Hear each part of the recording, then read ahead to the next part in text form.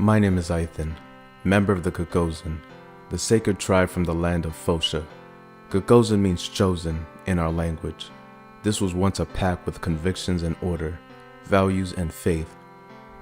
But now, almost all of that is gone. What could he be thinking about this? Aparos, the great wolf, our example and hope. Nothing escapes from his sight. He must be mourning for the death of the ones he chose. Not a physical death, but a spiritual one. The decadence began when a group of wolves started to discuss the Codex, stating it was old and obsolete, despite it having been the guidance for our tribe for more than 3,000 years. Their secret gatherings began to turn into public ones. Young and old wolves joined them, giving their opinions and certain precepts that the Codex obligated us to follow. The leader of that group, Makria, a black-furred wolf, ordered his acolytes to recite the new Codex publicly for 7 days in a row, in order for everyone to memorize it and put it into practice. Among the changed rules, the one that bothered me the most was the one that made the musters optional. A muster is a gathering where all the members of the tribe reunite inside a cave, to talk with Aparos, to howl at his greatness. It used to be mandatory to gather at least one time a week, but with the new Codex, that precept was no more. What made our leaders adopt the new Codex so quickly? There was almost no hesitation in them. After Makria recited the whole thing before them, they even called him an enlightened. The great majority of the tribe chose to follow the new Codex, obeying our now corrupted leaders with blindness. I never believed in Makria's lies. I had made the decision to stay with the code that my father and grandfather had followed before me, and I wasn't the only one. My friend Philos was faithful to the true code just as me and several other wolves. One day, I went up to a high place on Mount Sacris and turned my gaze to the sky.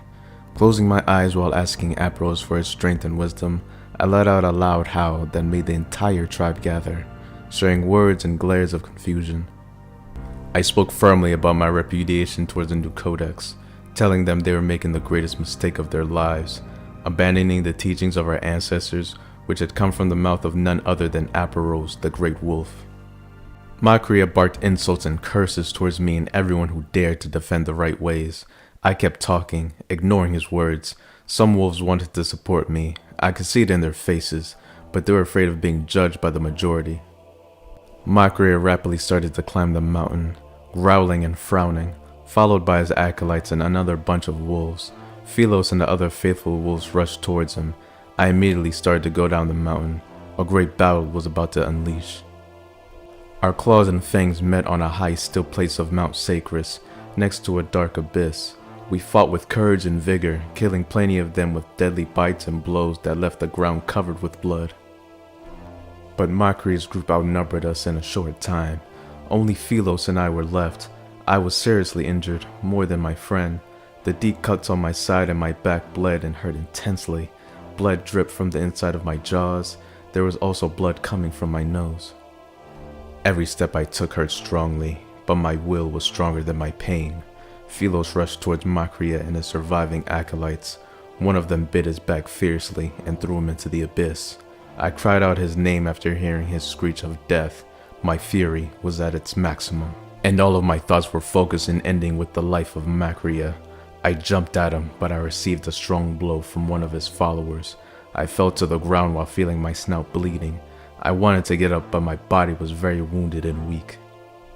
Makria approached me and bit my neck, piercing my fur and flesh with his sharp fangs. I screamed by the enormous pain I was feeling, but it was also a scream of defeat and sadness.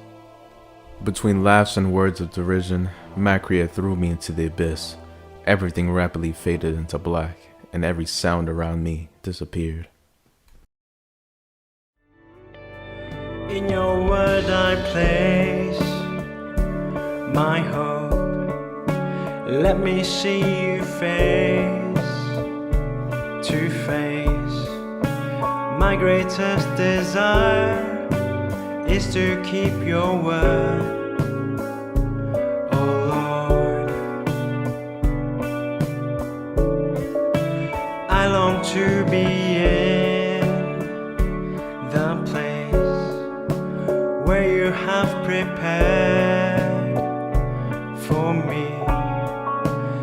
Won't you come again? Take me to the farther side.